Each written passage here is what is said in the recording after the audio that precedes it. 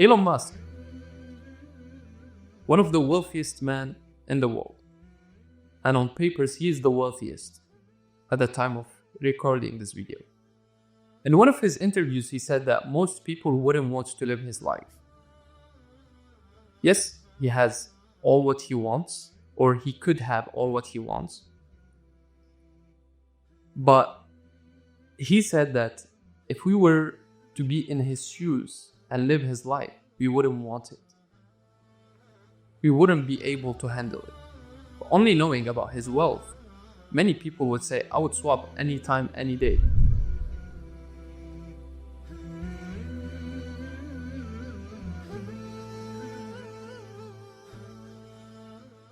You might look at someone on Instagram or on social media and you tell yourself, I wish I could have what they have.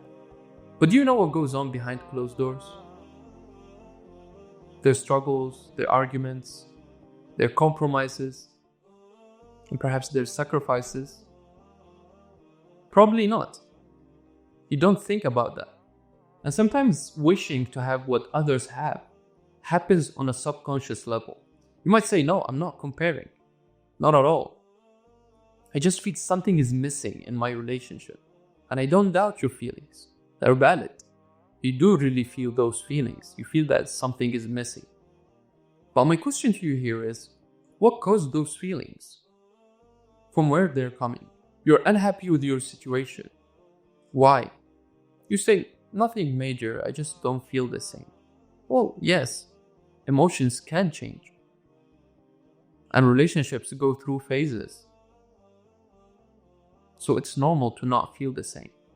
But sometimes those feelings that you feel are influenced by external factors. Maybe it was something you watched, a conversation with a friend you had, or even a story you read that planted a seed of dissatisfaction.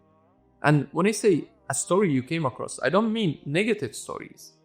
I mean positive stories, fantasies. Because here's the thing, we cannot judge something as bad, a hotel room as bad, unless we've stayed in a better one. The moment you're exposed to something that seems ideal, it becomes the new benchmark. Even if it's unrealistic or unattainable, comparison starts even on a subconscious level. You want that thing, especially if it's displayed to you in a way that some others live that way. Some people experience this kind of life. And the whole social programming that happens in the world comes through exposing people to things, to media, to information. You get influenced. And depending on how cautious you are with what you're exposed to, sometimes you'll be easily influenced by whatever that comes in front of you. I know this might not be what you expected from this video. You probably clicked hoping for a quick list of 3 ways to make him more romantic.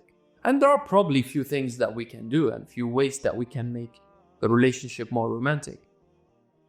But today we want to talk about how we can set realistic expectations. We're not living in a Disney world. No matter what we do, at the end of the day, we will not be jumping from a building to another like superheroes, like Spider-Man. Romance doesn't mean consistent excitement. Before comparing consciously or subconsciously your life with the unattainable, you need to find joy in what's already there. Find joy in what's real. Find joy in what's achievable. Because it's very true that we appreciate things only after we lose them. From the consultations I have with women, I hear a lot from them that the man is not talkative, he is not expressing his emotions how they want him to express his emotions. He's not romantic as well. And I completely understand the situation here. See, men express their emotions differently. Some men know that women are moved by what they hear, and that's why they lie to them. Yeah, the same way some women know that men are visuals, so they put up makeup and they dress well. Because we are visuals, so we get fooled by the makeup you wear. And you get fooled by the liars and what they promise you and what they tell you. And so this dynamic between men and women can be displayed to you in TV shows, social media, in a way that's very amplified and realistic.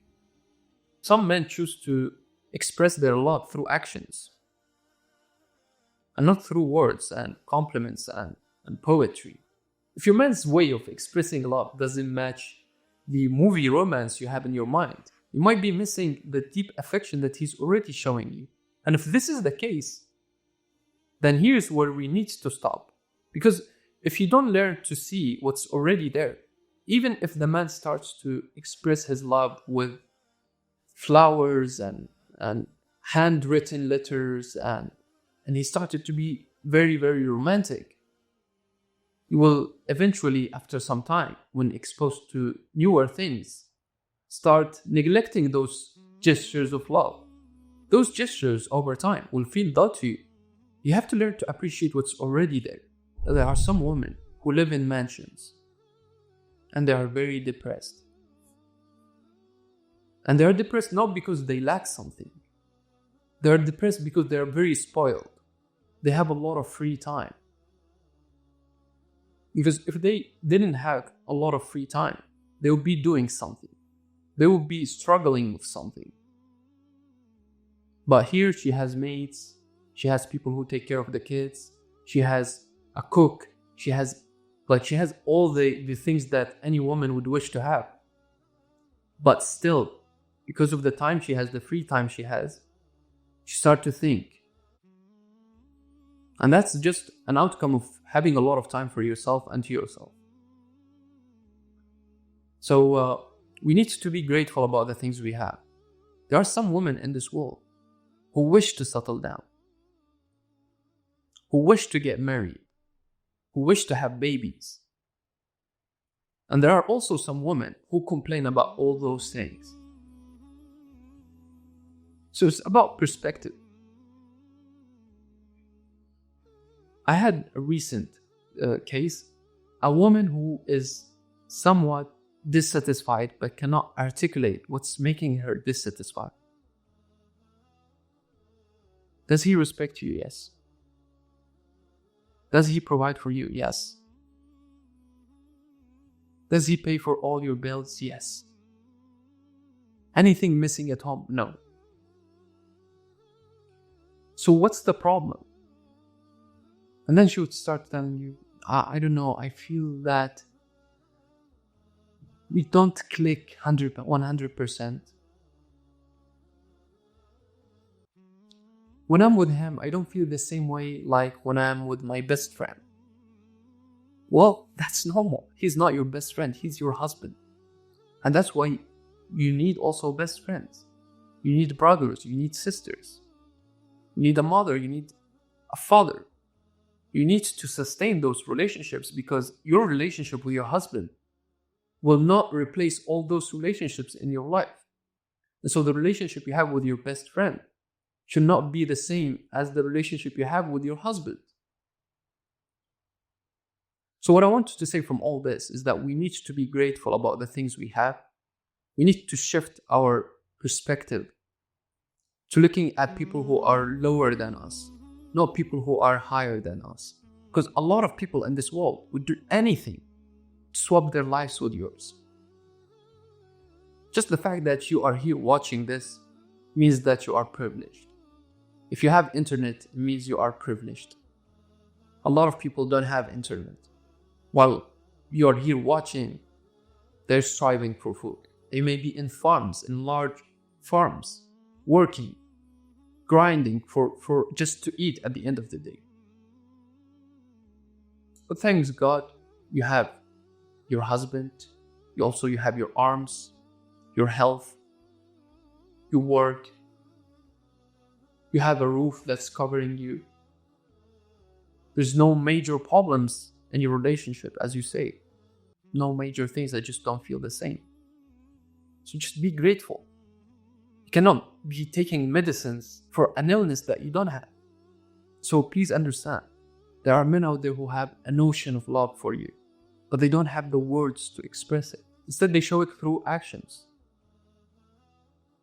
through providing, through protecting.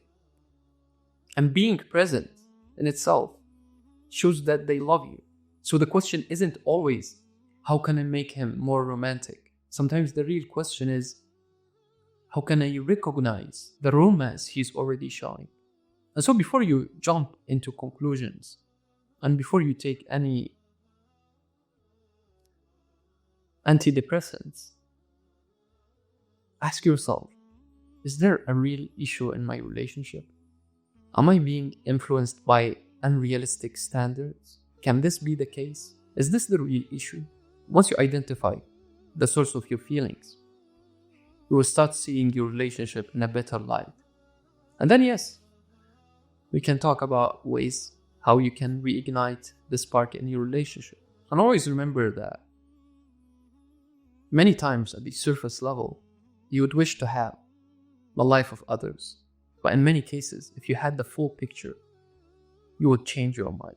You cannot live someone else's story at the end of the day, even if you wanted to. You can only appreciate what you have and strive to improve it. Remember, what works for others might not work for you, and vice versa. If I was in a lake and I'm taller than you and you cannot swim, and you ask me how deep is the water, and I tell you I can walk easily in it, and so you trust my words, you end up jumping, but you are shorter than me. But now you're drowning. If I wasn't there, you would be drowning, so I lift you up.